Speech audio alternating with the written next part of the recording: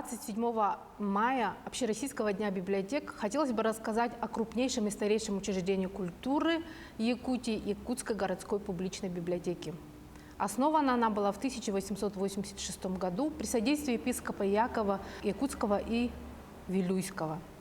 Существовала первый год на его частные средства, затем была передана в ведение властей. И с этого момента можно считать, что эта библиотека была едва ли не единственным на очень долгий период времени общедоступным книжным собранием города. Если вы хотите начать изучать историю этого учреждения, то, конечно же, нужно обратиться еще раз к библиографии Грибановского. Библиографии Якутии по народному образованию.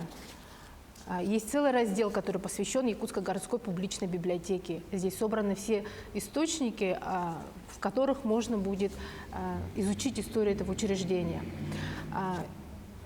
Интересным является то, что с 1912 года начались издаваться публичные отчеты. Эти все публичные отчеты сохраняются в фондах Национальной библиотеки, главной правопреемницы этой городской публичной библиотеки, которая сейчас как раз и располагается в историческом здании этой библиотеки, открытом в 1911 году.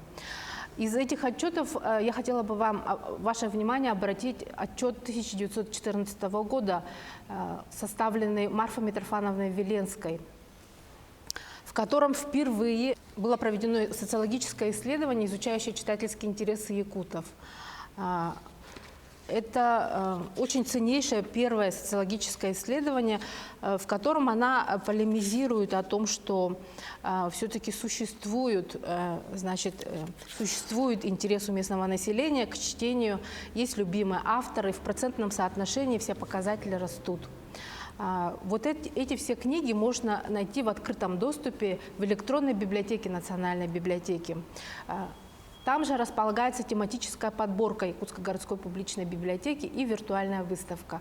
Приглашаем вас познакомиться с ней и с теми самыми очень ценными источниками истории самого крупного учреждения культуры, где формировалось пространство чтения многих и многих поколений якутян.